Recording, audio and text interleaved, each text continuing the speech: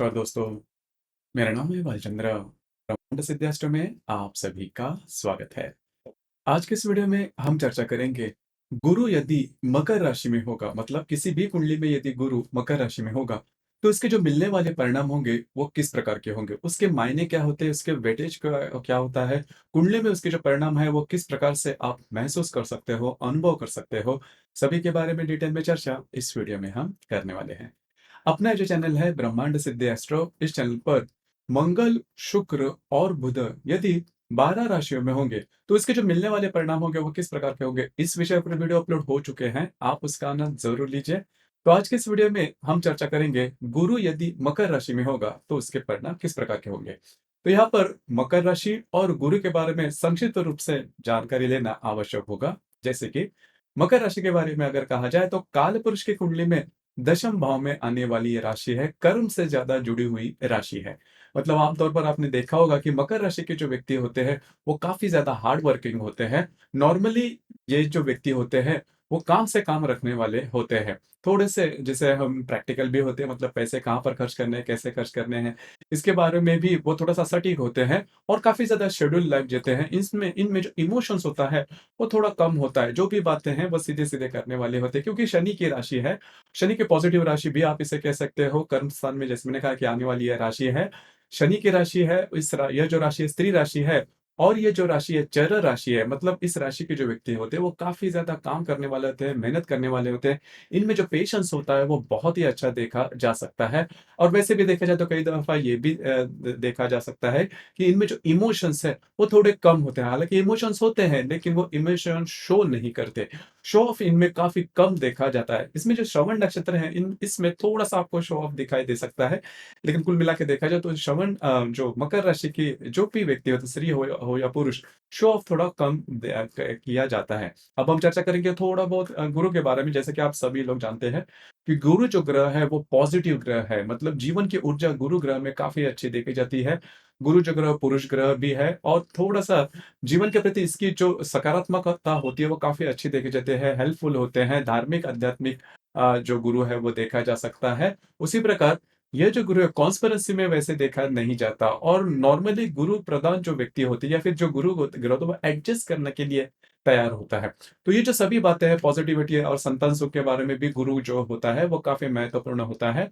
और ज्ञान के मामले में भी या फिर फिलोसॉफी में भी जो गुरु का प्रभाव है या फिर गुरु ग्रह का जो प्रभाव है वो देखा जा सकता है। अब हम जैसे चर्चा कर रहे थे कि यदि गुरु मकर राशि में होगा तो यहाँ पर मकर राशि का जो गुरु है वो नॉर्मली कहा जाता है कि मकर राशि का जो गुरु है वो नीच का गुरु होता है। देखिए कोई भी ग्रह जो होता है वो पूर्णतः नीच, अशुभ, शुभ या फिर उच्च ऐसे प्रभाव नहीं देता, क्योंकि जब भी कोई ग्रह किसी भी राशि में जाता है तो इस राशि के जो स्वामी है वो आपके कुंडली में किस प्रकार का है, उसी प्रकार यह जो ग्रह है, मतलब ये जिसके हम चर्चा कर रहे हैं गुरु के बारे में, तो गुरु की जो दैनिक गति है वो किस प्रकार की है, उसी प्रकार इस राशि में, मतलब यहाँ पर जैसे हम मकर राशि के बारे में चर्चा की तो मकर राशि में जो आने वाले नक्षत्र है, 3 नक्षत्र है, तो उस नक्षत्र के जो भाव है उसके जो प्रभाव है वो किस प्रकार के हैं वो जान लेना चाहता है आवश्यक। जैसे कि उत्तराषाढ़, श्रवण और धनिष्ठा, ये जो 3 नक्षत्र है वो मकर राशि में आते हैं। तो हर एक नक्षत्र में गुरु का जो प्रभाव है वो अलग अलग देखा जा सकता है। उसी प्रकार इस गुरु पर बाकी कौन से जो ग्रह है उसकी दृष्टि है, वो ग्रह शुभ है, अशुभ है, और सबसे महत्वपूर्ण बात, आपकी कुंडली में लगन कौन सा है। तो लगन जो होता है वो काफी महत्वपूर्ण होता है, क्योंकि जो लगन होता है वो तय करता है कि आपकी कुंडली में शुभ और अशुभ ग्रह कौन से हैं। तो नॉर्मली हम यही मान के चलते हैं कि जो गुरु है वो सभी मायनों में शुभ ग्रह होता है, लेकिन ये जो धारणा है वो थोड़ी सी गलत भी है, क्योंकि शुक्र के जो लगन है, मतलब वृषभ और तुला राशि के यदि लगन होंगे तो जो गुरु जो होता है वो नंबर 1 का अशुभ फलदायी ग्रह माना जाता है। तो ये जो धारणाएं होती है वो होती कई मायनों में सही है लेकिन पूर्णतः सही नहीं होती। आपकी जो कुंडलियां या फिर हर एक व्यक्ति के कुंडली के आधार पर फिल्ट्रेशन होता है, नक्षत्र, स्थान, राशि या फिर लगन के आधार पर। तो अब हम चर्चा जो करने जा रहे हैं वो मोटे तौर पर होगी, क्योंकि वैसे भी देखा जाए तो जो गुरु है वो 11.5 महीने तक किसी भी राशि में होता है।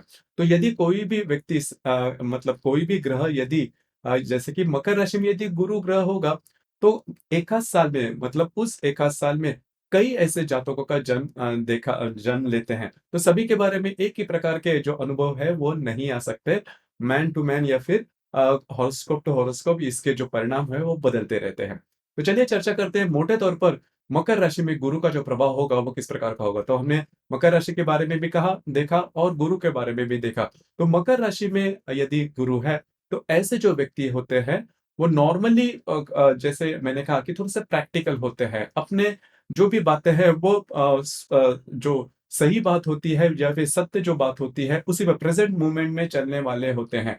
बहुत ज़्यादा सोच-विचार या फिर नॉर्मली हम देखते हैं कि गुरु जो ग्रह है वो थोड़ा-सा फिलॉसॉफिकल होता है।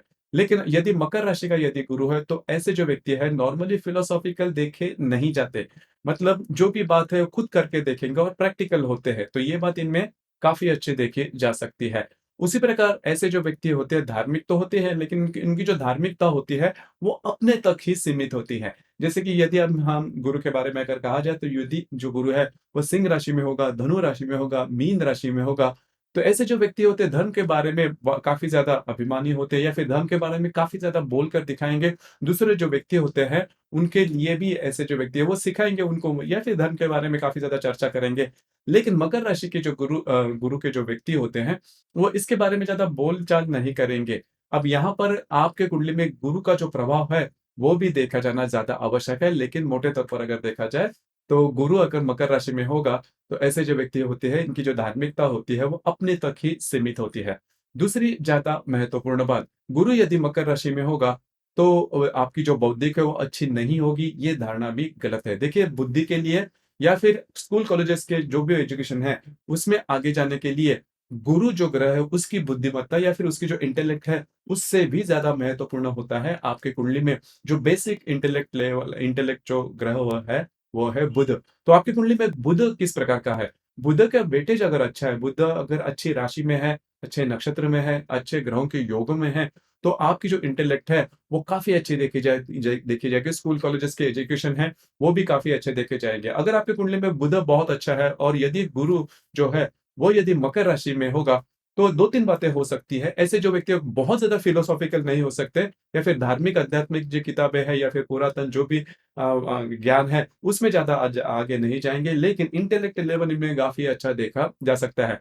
उसी प्रकार ऐसे जो व्यक्ति होते हैं, बिज़नेस में काफ़ी अच्छा देखे जा सकते हैं क्योंकि ये जो राशि है, जो मकर राशि है, वो मूलतः पृथ्वी तत्व की राशि है, जैसे कि वृषभ अ कन्या और मकर ये जो तीनों राशियाँ हैं, वो पृथ्वी तत्व की राशि है। इस वजह से गुरु यदि मकर राशि में होगा और बुध आपकी कुंडली में काफ़ी अच्छा होगा, तो ऐसे जो व्यक्ति है, वो बिज़नेस में काफ़ी आगे बढ़ सकते हैं। इनका जो कम्युनिकेशन स्किल होता है, वो भी काफ़ी अच्छा देखा जा सकता है, काफ़ी ज़्यादा मेहनत करने वाले हो सकते हैं।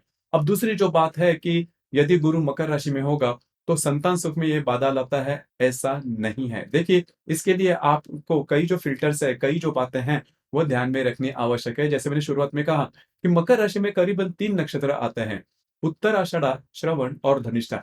देखिए जो श्रवण नक्षत्र है, ये श्रवण नक्षत्र देवगिरी नक्षत्र है। अगर श्रवण नक्षत्र में गुरु होगा, तो गुरु के कई जो पॉज़िटिव एस्पेक्ट्स हैं, वो आपको देखने को मिलेंगे। मतलब यदि श्रवण नक्षत्र में यदि गुरु होगा, तो ऐसे जो व्यक्ति होते हैं, वो धार्मिक हो सकते हैं या फिर धार्मिकता उनमें देखी जा सकती है। हालाँकि उनके तक ही सीमित रहती है, लेकिन धर्म पे विश्वास, भगवान के ऊपर विश्वास, रिचुअल्स करना ये बातें इनमें देखी जा सकती है। लेकिन यहाँ पर एक जो बात है, इसका अनुभव आप कर सकते हो कि श्रवण नक्षत्र में यदि गुरु है तो संतान तो होती है, लेकिन संतान का सुख मिलना, वो थोड़ा-सा कठिन होता है। रामायण में आपने जो कथा है श्रवण की, तो उससे रिलेटेड जो शाप दिया गया है, तो श्रवण नक्षत्र से रिलेट करने वाला है।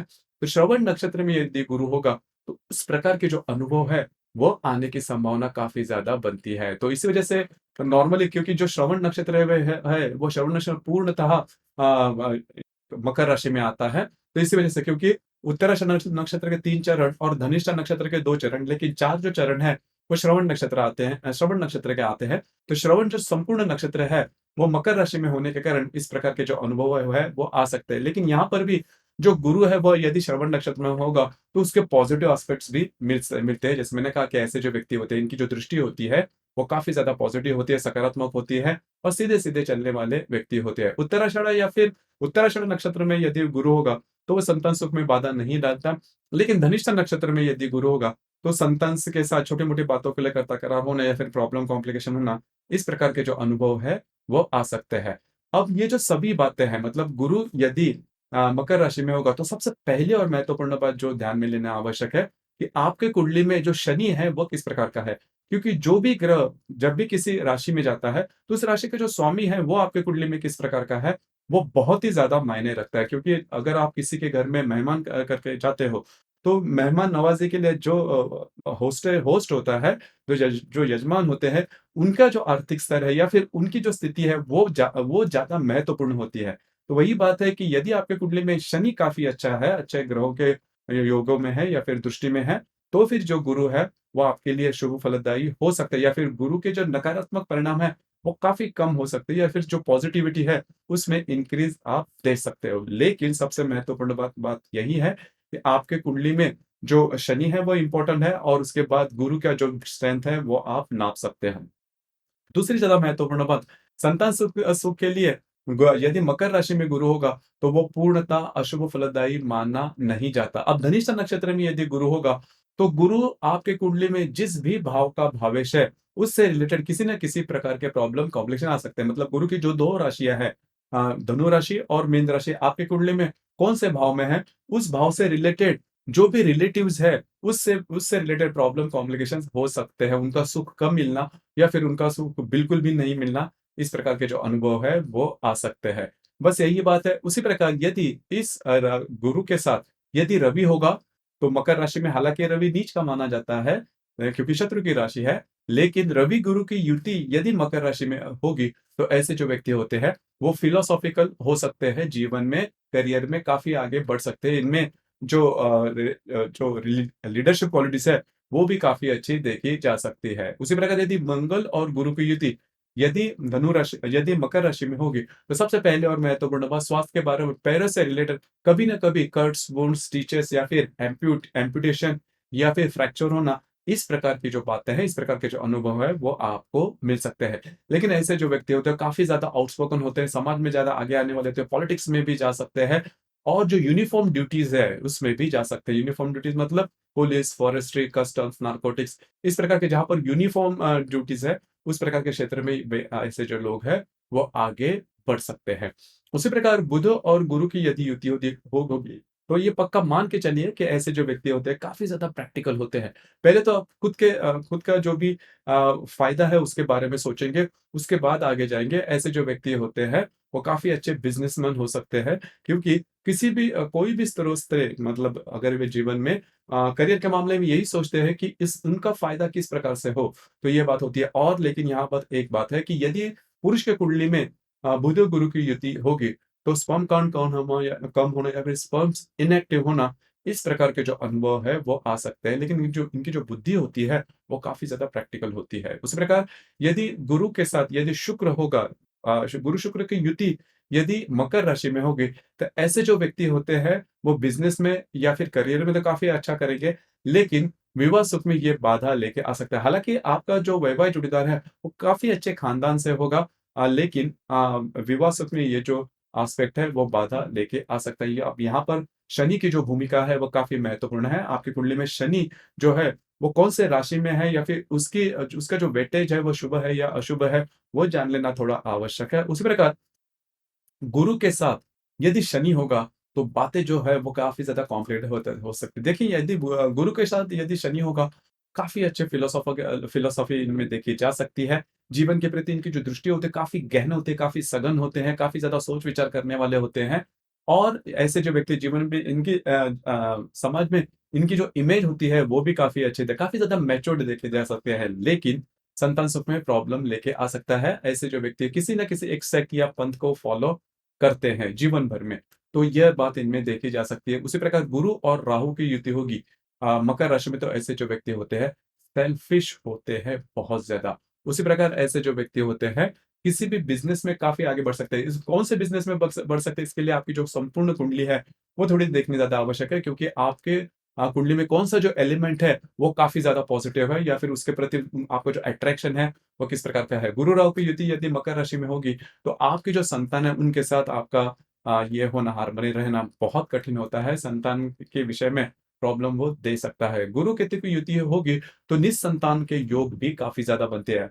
अगर आपकी कुंडली में गुरु और केतु की युति मकर राशि में है और जो शनि है वो आपकी कुंडली में ठीक नहीं है, तो संतान होना या फिर निस्संतान होंगे ना, ये बातें करीबन तय होती है। तो इसको थोड़ा-सा जान लेना आवश्यक है। तो कुल मिला के देखा जाए, तो जो हम देखते हैं, जो हम सोचते हैं या फिर सुनते हैं, गुरु यदि मकर राशि में होगा, तो वो नकारात्मक होता है, नीच का होता है, लेकिन पूरे मायने में संपूर्ण रूप से वो नीच का नहीं होता। जैसे मैंने कहा कि वो शनि आपकी कुंडली में किस प्रकार का है, वो भी ध्यान में लेना आवश्यक है, या फिर जो गुरु है, वो कौन से नक्षत्र में है, वो भी ध्यान में लेना ज़्यादा आवश्यक होता है। लेकिन कुल मिला के देखा जाए, तो गुरु यदि मकर राशि में होगा, ऐसे व्यक्ति होते हैं थोड़े-से प्रैक्टिकल होते हैं, फिलोसॉफिकल भी होते हैं, लेकिन इनकी जो फिलॉसफी होती है, उनके तक ही सीमित रहती है। लेकिन मैच्योरनेस इनमें बहुत ही अच्छा देखा जा सकता है। इसी प्रकार इनमें जो पेशेंस है, वो भी काफ़ी अच्छा देखा जा सकता है।